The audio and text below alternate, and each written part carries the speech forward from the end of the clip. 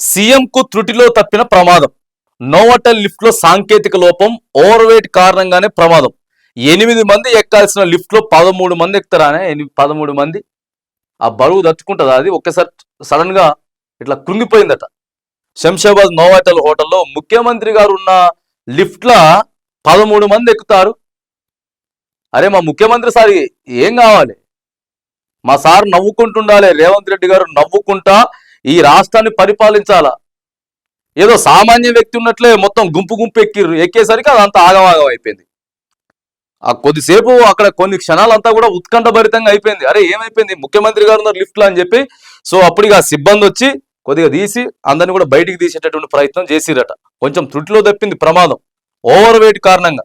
దయచేసి ముఖ్యమంత్రి గారు ఉన్నటువంటి ఆ ప్రదేశాలలో ఎట్లా పడితే అట్లా గుంపులు గుంపులుగా పోవటం, 13 మంది ఎక్కుడేందండి ముఖ్యమంత్రి గారిని పెట్టుకొని. ఆయన మన రాష్ట్రానికి తెలంగాణ ముఖ్యమంత్రి సారు గట్టిగా ఉండాలి, నడిపియాలి.